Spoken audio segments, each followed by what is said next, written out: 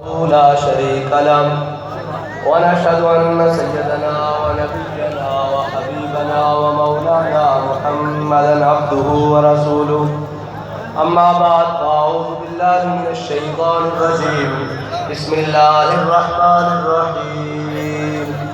إنا أعطيناك الكوثر فصل لربك وانحر إن شانئك هو الأبتر. صدق الله العظيم وصدق رسوله النبي الكريم الأمين. إن الله وملائكته يصلون على النبي يا أيها الذين آمنوا صلوا عليه وسلموا تسليما. الصلاة والسلام عليك يا سيدي يا رسول الله وعلى آلك وأصحابك يا سيدي يا حبيب الله. الصلاة والسلام عليك يا سيدي يا رسول الله وعلى آلك وأصحابك يا سيدي يا خاتم النبيين. بندہ پروردگارم امت احمد نبی دوست دار چار یارم تابع اولاد علی مذہب حنفیہ دارم ملت حضرت خلیل خاک پائے غوث اعظم زیر سایہ ہر ولی صدیق اکس حسن کمال محمد اس فاروق ذل جاہ و جلال محمد اس عثمان ضیاء شمع جمال محمد اس حیدر بہار باغ خصال محمد اس صلی اللہ تعالی علیہ وسلم. لوح بھی تو قلم بھی تو تیرا وجود الکتاب گنبد آپ کی نرم تیرے محیط میں حباب عالم آب و خاک میں تیرے ظہور سے فروغ ذرائع ریت کو دیا تو نے طلوع آفتاب شوکت سنجر و سلیم تیرے جلال کی نمود فقر جنید و بایزید تیرا جمال بے نقاب تیری نگاہ ناز سے دونوں مراد پا گئے عقل غیاب و جستجو عشق حضور و اضطراب شوق تیرا اگر نہ ہو میری نماز کا امام میرا قیام بھی حجاب میرا سجود بھی حجاب.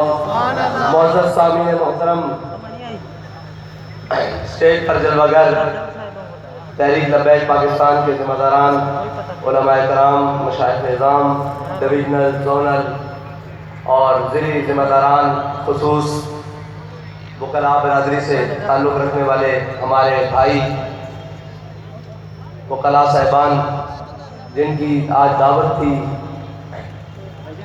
مظفر گڑھ بال میں جہاں میں حاضر نہیں ہو سکا کچھ صحت کی علالت کی وجہ سے بھی اور کچھ کل کی طویل تھکاوٹ کی وجہ سے بھی لیکن کوئی بات نہیں. بابا جی فرمایا کرتے تھے کہ لطف سجن دم بدم قہر سجن گاہ گاہ انج بھی سجن واہ واہ تے اونج بھی سجن واہ واہ. بات تو مقصد تو صرف ایک ہی ہے نا کہ حضور کے دین کی بات کرنا. اگر اس ڈائس پر اس سٹیج پر نہیں ہو سکی تو اس پر ہو جائے گی, کل اگر اس پر نہیں ہو سکے گی تو اس پر ہو جائے گی.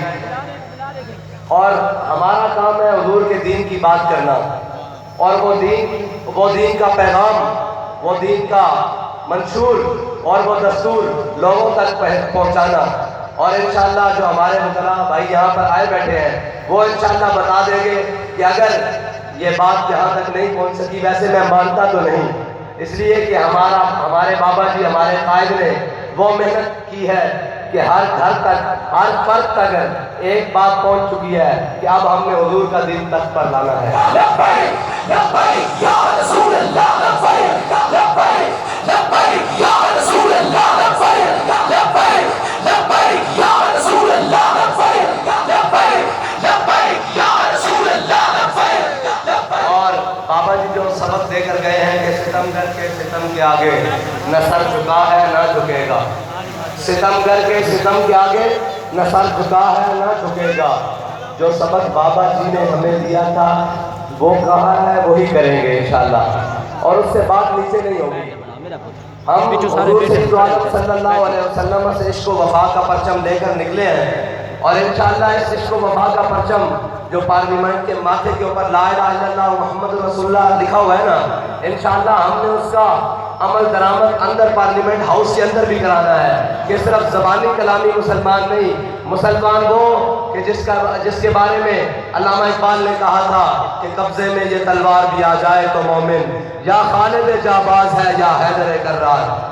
ہم نے وہ اسلام کی بات کرنی ہے، وہ اسلام کی بات نہیں کرنی جس کے اندر جناب کسی دباؤ، کسی پریشر اور جناب کسی گنڈا گرد کی گنڈوں سے اور کسی جناب ستم گر کی ستم سے ہم یہ کہہ دیں کہ ہم جناب ہر بات کو نہ چھوڑ جائیں گے۔ ہم نے تو اپنے بابا جی کے ساتھ یہ وعدہ کیا ہے کہ مر جائیں گے ظالم کی حمایت نہ کریں گے، احرار کبھی ترک روایت نہ کریں گے، نہ ہم شیخ نہ ملا نہ مصاحب نہ لیڈر۔ ہمارے نئے احباب آئے ہیں، شاید وہ یہ سمجھ رہے ہوں گے کہ یہ جماعت صرف مولویوں کی ہے، یہ جماعت صرف حافظوں کی ہے، یہ جماعت صرف عالموں کی ہے، یہ جماعت صرف پیروں کی ہے۔ نہیں، یہ جماعت ہر اس عاشق رسول کی ہے جس کے دل میں حضور کی محبت بستی ہے، ہر اس پاکستانی کی ہے جس کے دل میں اس کا حب الوطنی جگاتی ہے، اور ہر اس مسلمان کی ہے جو لا الہ الا اللہ محمد رسول اللہ پڑھتا ہے۔ اور اس جماعت پر ہر اس شخص کا پورا حق ہے جس شخص کا نظریہ امیر المجاہدین علامہ خادم حسین رضوی کے ساتھ اتفاق کرتا ہے۔ اور یہ یاد رکھیے گا کہ ہم صرف ان مسائل کے لیے باہر نہیں نکلے جن کے لیے لوگ آج گریبان کل گریبان پھاڑتے تھے، کل آپس میں دست و گریبان ہوتے تھے، کل ایک دوسرے کو چور اور ڈاکو اور ایک دوسرے کو جناب آش اور پتہ نہیں کیا کچھ کرتے تھے، لیکن جب اپنے مفاد کی باری آئی تو آپ نے دیکھا کہ وہ سب گلے مل گئے۔ اور پنجابی میں کہتے ہیں کہ کتی چورا نہ رڑ گئی، رڑی گا سے اپنی اکھر آ دے کیا کہ ساری کتیاں چورا نہ رڑ گیا، چور کتیاں نہ رڑ گئے۔ لیکن جی سرائکی بچ بھی یاد ہے، جناب قدرانی صاحب کہہ رہے ہیں سرائکی بچ بھی یہی یاد ہے کہ کتی چورا نہ رڑ گئی جناب۔ لیکن ایک جماعت ایسی ہے جس نے اپنا نظریہ نہیں بیچا، لکھاں کروڑا ارباں دی آفر ہوئی تے اساں ایک کوئی اگو گل کی تھی کہ مر ہی جاؤں جو اس در سے جاؤں دو قدم، کیا بچے بیمار غم۔ قرب مسیحا چھوڑ کر بڑے لوگ آئے، آ کر کہنے لگے کہ جناب آپ ہمارے سے یہاں سیٹلمنٹ کر لیں، یہاں بات کر لیں، یہاں سیٹیں مل جائے گی، یہاں سینٹ میں آپ خرید و فروخت کر لیں۔ ہم نے کہا حضرت آپ دیر سے پہنچے، کہتے ہم سے پہلے کوئی آپ کو جناب آپ سے کوئی سیٹلمنٹ کر گیا، کوئی آپ سے معاہدہ کر گیا ہم سے پہلے؟ میں نے کہا نہیں، آپ سے بھی پہلے ہمارے قائد ہمارا سودا بازار مصطفیٰ میں کر کے گیا۔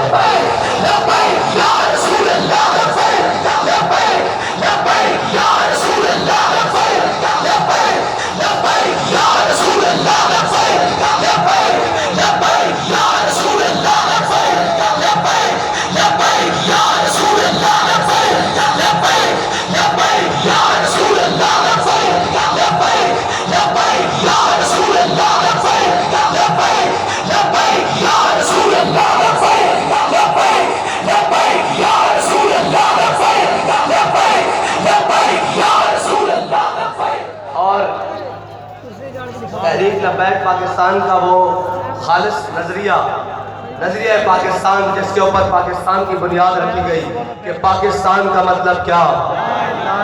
نہیں مظفر گاڑا لے ہو تا نہیں، بلے بلے تھوڑی واہ واہ تو ہو گئی، تسی ورکنگ ڈے دے اندر اتنے نکل کے۔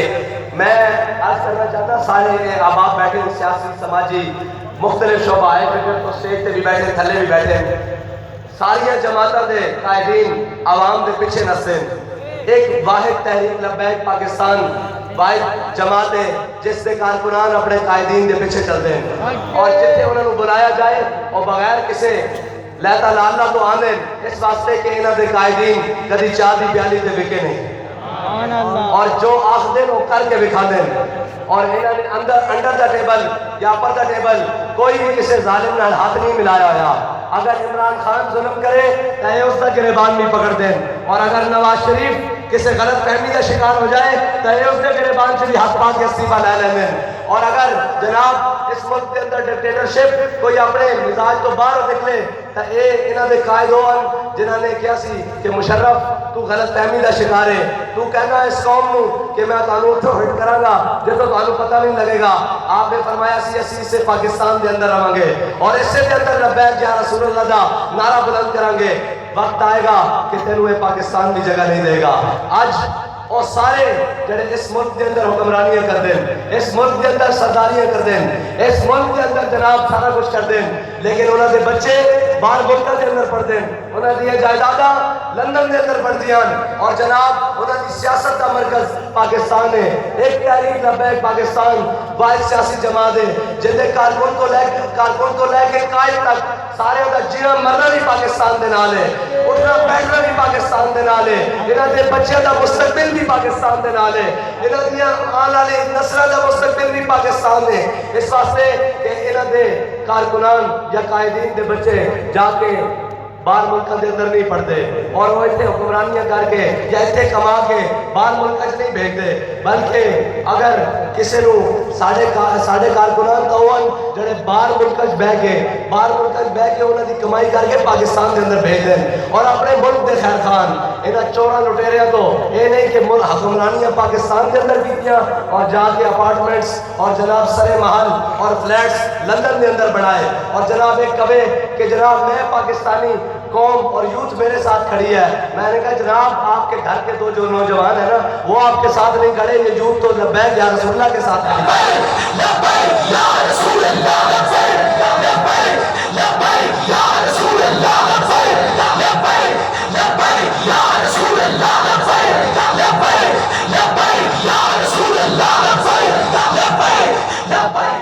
وہ کہتے ہیں جی تعلیم حاصل کرنے کے لیے باہر گئے ہوئے ہیں، تو میں نے کہا 70 سال جو اس قوم کے اوپر مسلط تھے لوگ اور جو اس قوم کے اوپر مسلط ہیں، کیا انہوں نے کوئی ایک ایسا ادارہ بھی نہیں بنایا جس کے اندر پاکستانیوں کے بچے تعلیم حاصل کر سکتے؟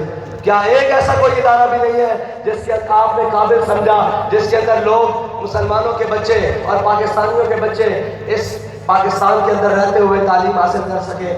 سب پڑھ کر باہر چلے جاتے ہیں۔ شاہ صاحب کہہ رہے تھے کہ جناب اینڈ میں بات وہاں آ جاتی ہے، آخر بات وہاں آتی ہے کہ ان کو لوگ ملتے ہیں تو اس قدر قابل کہ وہ عثمان بزدار جیسے ہوتے ہیں جن کو یہ بھی نہیں پتا کہ ملک کو چلانا کیسے ہے اور ملک کو لے کر چلنا کیسے ہے، نہ معیشت کا پتہ، نہ صحت کا پتہ، نہ جناب ملک کے تمام معاملات خارجہ اور جناب داخلہ پالیسیوں کا پتہ، صرف نااہلوں کا ٹولہ پاکستان کے اوپر مسلط ہو چکا ہے۔ میں آپ کو سچی بات بتاتا ہوں، یہ پاکستان کے اوپر مسلط IMF اور FATF اور عالمی سامراجوں کے یہ سارے نمائندے یہ پاکستان کے اوپر مسلط ہو چکے ہیں۔ اگر آپ چاہتے ہیں کہ آپ کا وطن اور آپ کا ملک دوبارہ اپنی عزت، وقار اور کھویا ہوا تمام ماضی وہ بحال ہو تو پھر آپ کو ان تمام محب وطن پاکستانیوں کا انتخاب کرنا پڑے گا جو حقیقت میں پاکستانی ہیں، جن کے بچے بھی پاکستانی ہیں، جن کا مستقبل بھی پاکستانی ہے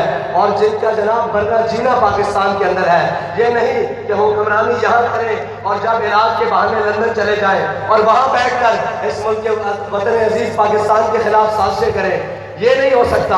انشاءاللہ اب پاکستان کو اس کی حقیقی وارث مل چکے ہیں، اب پاکستان کو لبیک والے مل چکے ہیں جنہوں نے ایک ہی قسم اٹھائی ہے کہ حضور سارا کچھ برداشت ہو سکتا ہے، آپ کی عزت و ناموس کے اوپر کوئی حرف برداشت نہیں کر سکتا۔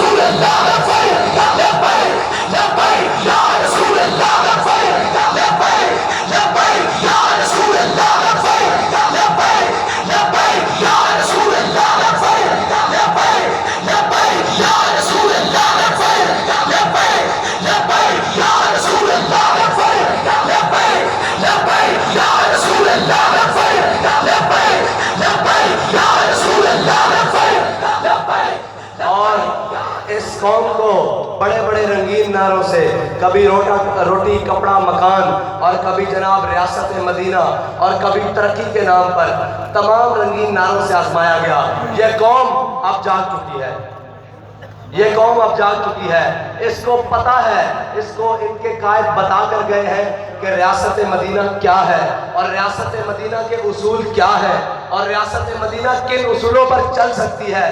ریاست مدینہ اگر بنانی ہے نا تو جھوٹے دعوے چھوڑ کر آ جاؤ، ہم آپ کو بتاتے ہیں کہ ریاست مدینہ کسے کہتے ہیں۔ حضرت صدیق اکبر رضی اللہ تعالیٰ عنہ ریاست مدینہ کے پہلے حاکم، پہلے خلیفہ، جس دن آپ خلیفہ بنے آپ نے لوگوں سے خطاب کیا، آپ نے فرمایا مجھے آپ لوگوں کا خلیفہ بنا دیا گیا ہے۔ آج کے بعد جو اپنے آپ کو مضبوط سمجھتا ہے اور غالب سمجھتا ہے وہ یہ سمجھے کہ وہ کبھی بھی غریب کا حق نہیں مار سکتا، اور جو اپنے آپ کو کمزور سمجھتا ہے صدیق آج خلیفہ بن گیا ہے، اس کا حق اس کے دروازے کے اوپر پہنچا دے گا۔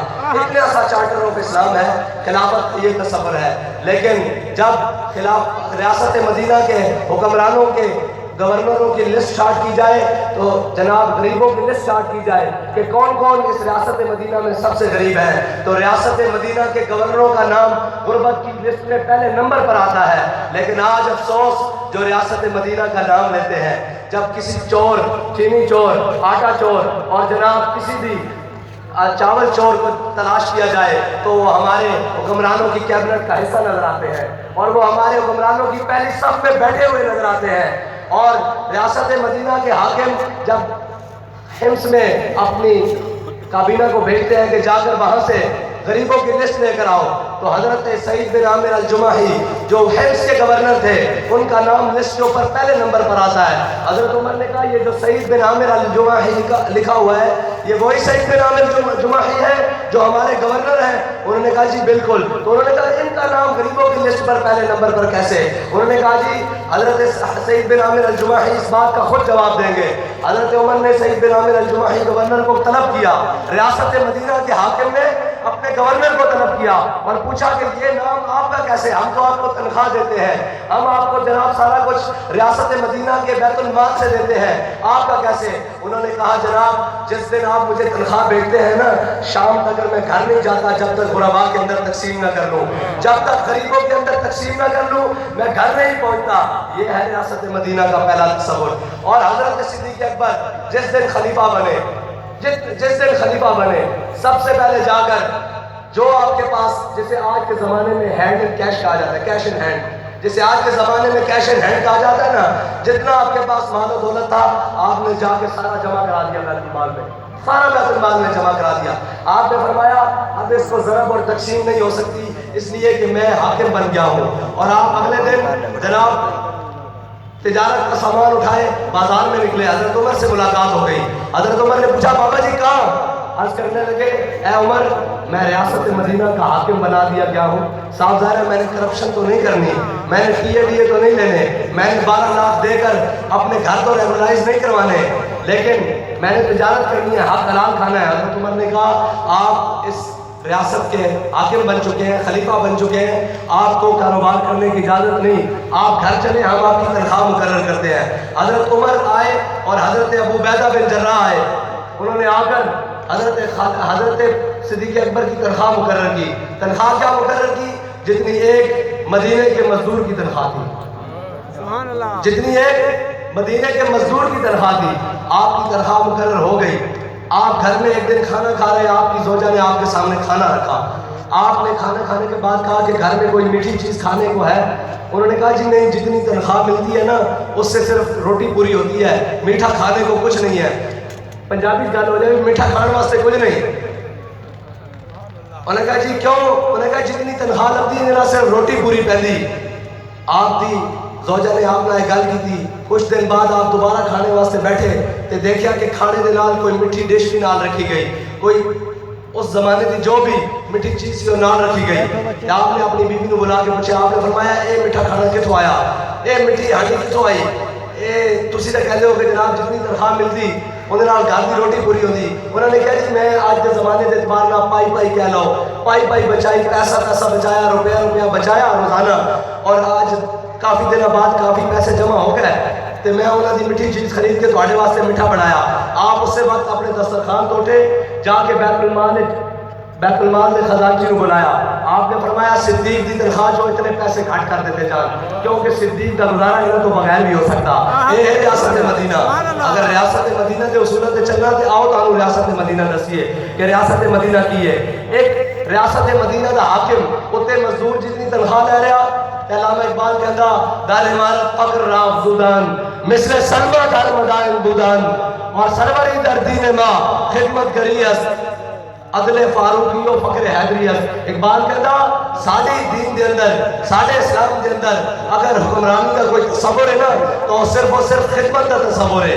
وہ کہتا تو یہ کہتا کہ جناب ریاست دے ذمہ داران ٹھیک ہو جان تو معاملات ٹھیک ہو جان کے حضرت فاروق اعظم دے دور دے وچ ایران فتح ہویا. حضرت سعد بن ابی وقاص نے مال غنیمت بھیجا اور نال خط بھیجا. اس خط کے اندر جدو حضرت عمر نے وہ خط کھولیا اس خط کے اندر لکھا ہوا سی کہ بعض مسلمان مجاہدوں کو اتنا قیمتی سامان اس مقام کے اوپر ملیا جتھے رب تو علاوہ انہوں نے دیکھنے والا کوئی نہیں سی, لیکن کسی ایک نے بھی سوئی جتنی بددیانتی نہیں کی تھی. حضرت عمر روڑ لگ پہ. مولا کائنات حضرت علی مرتضیٰ پیچھے کھڑے سن. حضرت علی نے مولا حضرت عمر دے کندھے تے ہاتھ رکھ کے کیا عمر روندا کیوں ہے؟ جدو تو جو بددیانت نہیں تیری رعایا کس طرح بددیانت ہو سکتی؟ جدو تو بددیانت نہیں تے تیری رعایا کس طرح بددیانت ہو سکتی؟ لوگ پوچھتے ہیں کہ لبیک آیا جتنا جذبہ آیا کتوں؟ میں کہتی ہوں ایک بابے دی وجہ نہ آیا. سبحان اللہ. او لبیک یا رسول اللہ لبیک لبیک یا رسول اللہ لبیک لبیک لبیک یا رسول اللہ لبیک لبیک لبیک یا رسول اللہ لبیک لبیک لبیک یا رسول اللہ لبیک لبیک لبیک یا رسول اللہ لبیک لبیک لبیک یا رسول اللہ. اس واسطے کہ وہ بددیانت نہیں سن.